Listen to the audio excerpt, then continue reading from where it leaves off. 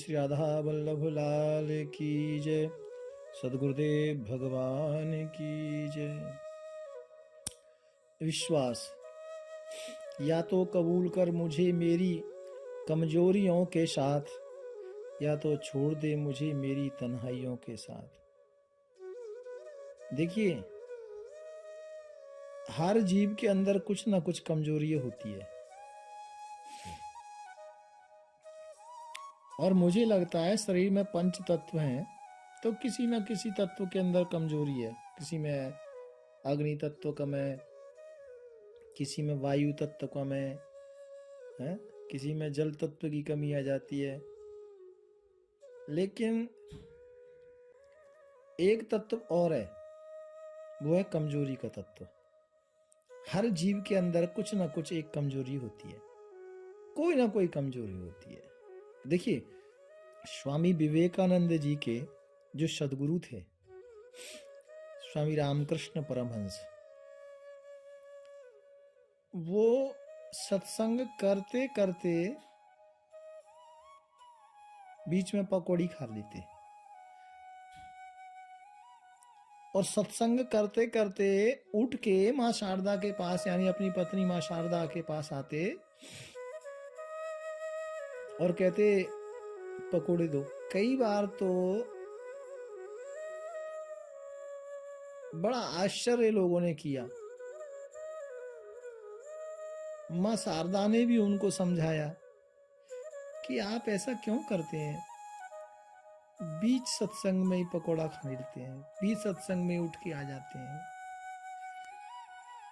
तो स्वामी रामकृष्ण परमहंस ने कहा, शारदे, एक बात बोलूं, समझना, जिस दिन मेरी खाने की रुचि बंद हो जाए, जिस दिन मैं पकोड़ा मांगना आपसे बंद कर दूं, समझ लेना कि अब मेरा आने जाने का समय आ गया है। और यही हुआ। आप पढ़ना, स्वामी रामकृष्ण परमहंस जब आखिरी दिन में जो मांगते थे, हर पल पकोड़े मांगते थे, लेकिन अंत समय जब माँ शारदा भोजन लेकर गई तो उन्होंने मुंह फेर लिया और 3 दिन कुछ खाया नहीं।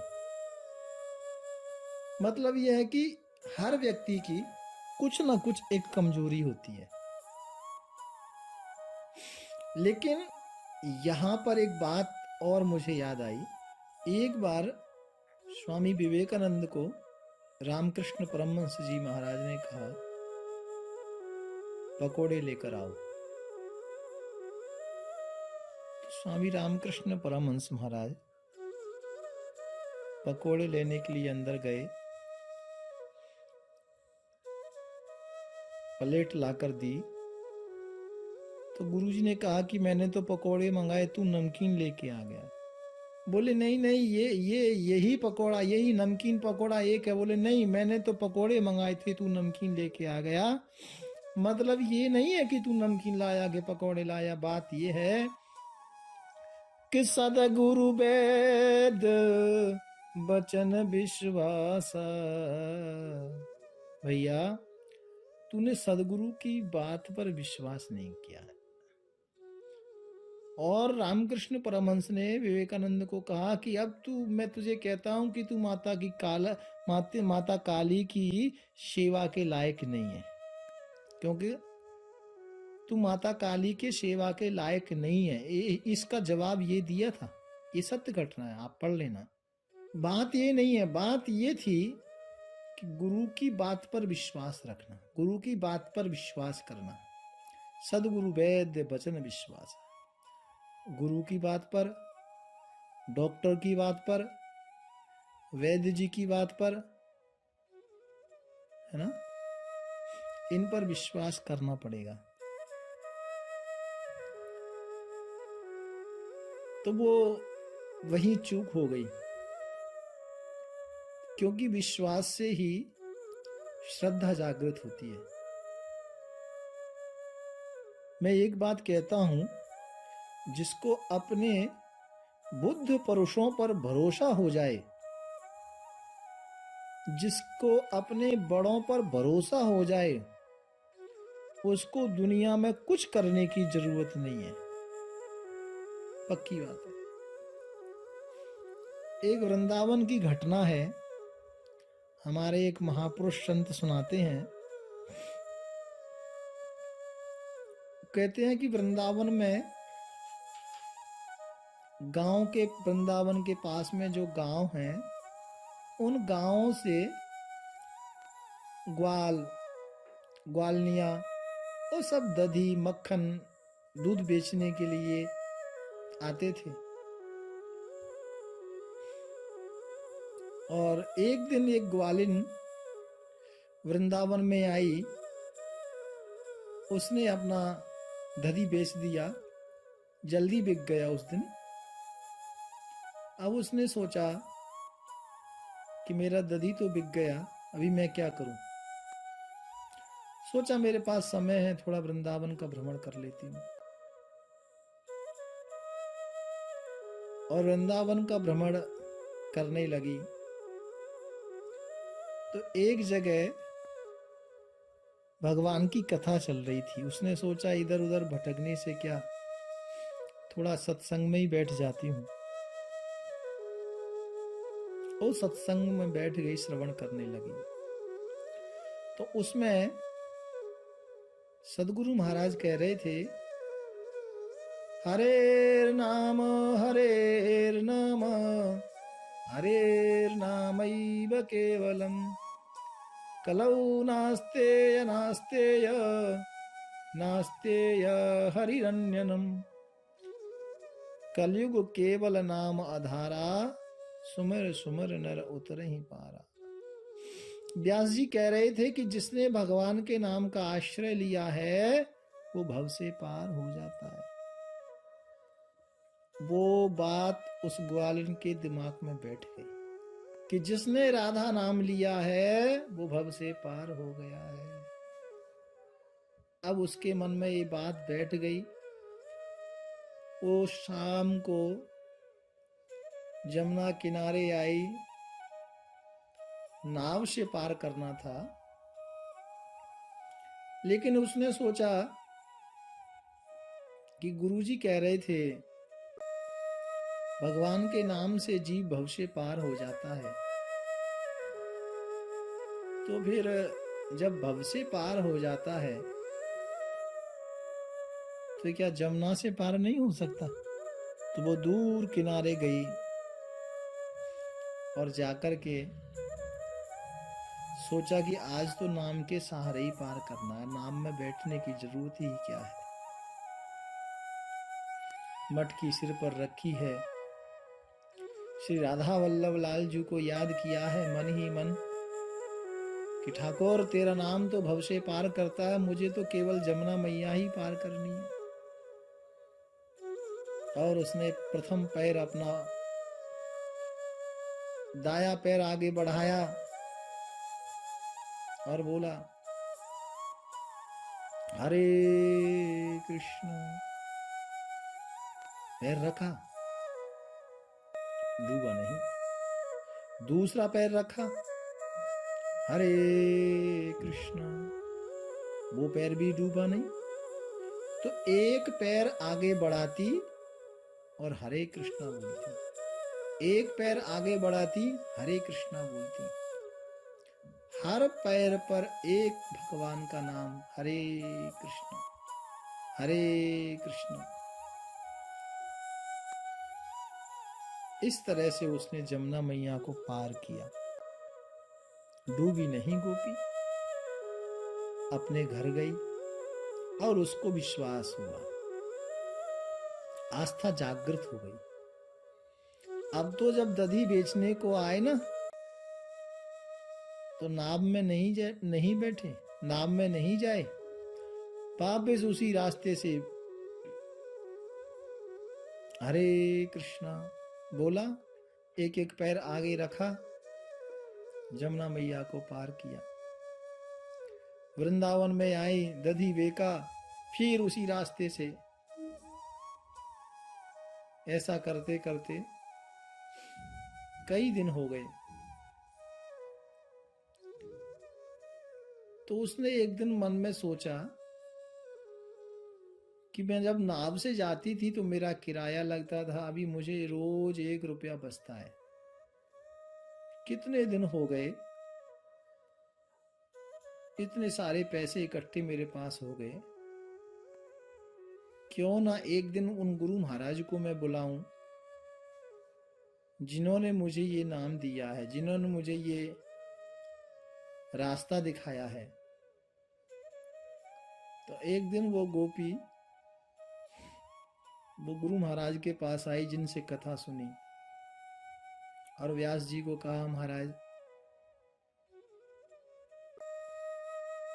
आपका मेरे घर कल निमंत्रण है, कल आप मेरे घर भोजन पाओ। व्यास जी ने कहा, ठीक है बेटी। दूसरे दिन व्यास जी तैयार हो गए, सुंदर वस्त्र पहने,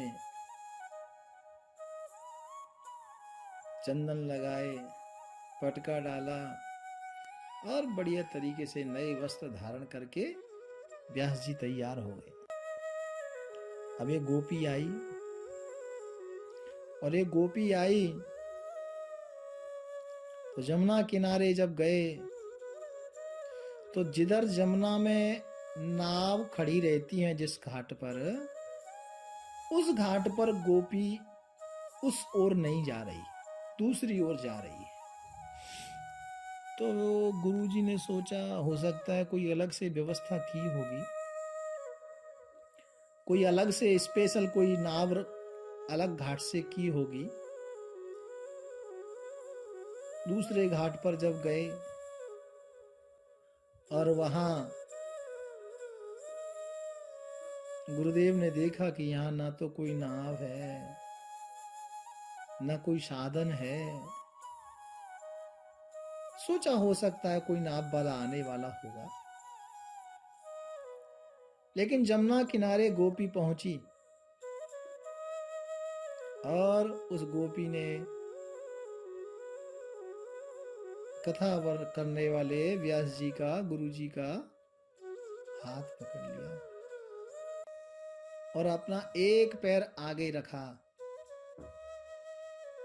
हरे कृष्णा, और गुरुजी को भी जमुना की ओर।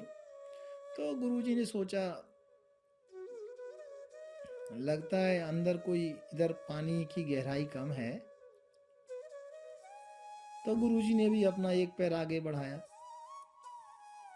दूसरा पैर गोपी ने रखा, हरे कृष्णा। दूसरा पैर रखा तो उसमें भी गोपी का पैर अंदर गया नहीं, डूबा नहीं। तो गुरुजी ने सोचा, लगता है इधर कोई पानी कम है। लेकिन गुरुजी ने जब तीसरा पैर आगे रखा तो एकदम से वो जो वस्त्र थे डूब गए, कमर तक पानी आ गया। अब गुरुजी घबराने लगे, गोपी को बोले, छोड़ मुझे, छोड़ो मुझे। अब गुरुजी घबरा गए, लगता है ये कोई मायावी है, कोई डाकनी साकनी है, कोई प्रेतात्मा है। अब उसको बोले, छोड़ छोड़, लेकिन वो हरे कृष्णा, क्योंकि उसको लगा कि मैंने यदि प्रभु का नाम लेना छोड़ दिया तो मैं डूब जाऊंगी। तो मानो गुरुजी से भी कह रही हो, इशारा किया, गुरुजी आप भी श्री राधा वल्लभ का नाम लीजिए। और जब ज्यादा गहराई तक पहुंचे तो व्यास जी के मुंह से निकला कि आज तो डूब ही जाएंगे। तो व्यास जी ने कहा, उबारो राधा वल्लभ श्याम, उबारो राधा वल्लभ श्याम। जैसे ही भगवान का नाम लिया, गुरुजी का पैर भी ऊपर आ गया। भगवान का एक नाम लेते, एक पैर आगे रखते, पूरी जमुना जी को पार किया। ग्वालिन अपने घर लेकर गई, सुंदर गुरुदेव का स्वागत सत्कार किया, नवे वस्त्र दिए, सुंदर आसन पर बिठाया, माला पहनाई। गुरुजी मन में विचार करने लगे, ये दिखने में और इनके कार्य से तो नहीं लगता कि ये कोई गलत प्रवृत्ति की बेटी है। ऐसा मन में विचार आया, हो सकता है क्या है, कोई जादूगरनी है, कोई भगतानी है। अब गुरुजी अभी तक आश्चर्यचकित में हैं, लेकिन इस ग्वालिन ने सुंदर सत्कार किया, सुंदर आसन पर बिठाया और बढ़िया सुंदर भोग प्रसाद ठाकुर को लगाया और वो महाराज श्री के सामने रखा प्रसाद। महाराज ने खूब प्रसाद पाया, दक्षिणा, वस्त्र, जो भी उसको ग्वालिन से बना वो दिया गुरुदेव को। लेकिन गुरुजी अभी तक आश्चर्यचकित हैं और गुरुजी ने पूछा, बेटी एक बात बताओ, ये जो जमुना पार करने का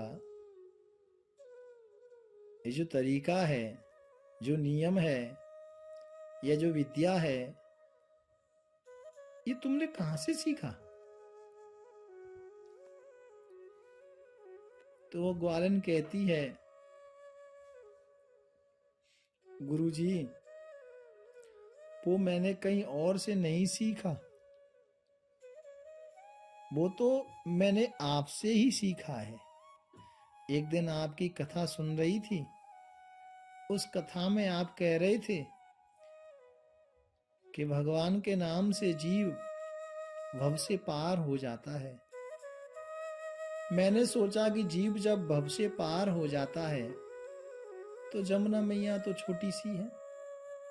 तो मैंने एक दिन प्रयास किया, मैं पार हो गई। उस दिन से मेरी श्रद्धा बढ़ गई गुरुदेव।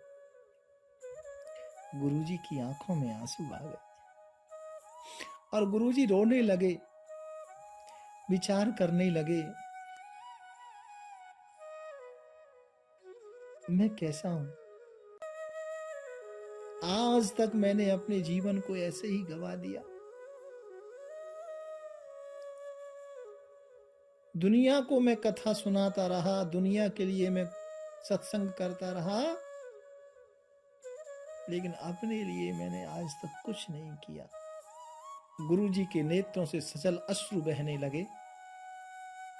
गुरुजी ने उस ग्वालिन को बहुत साधुवाद दिया और कहा, बेटी आज तो तूने मेरी भी आंखें खोल दी।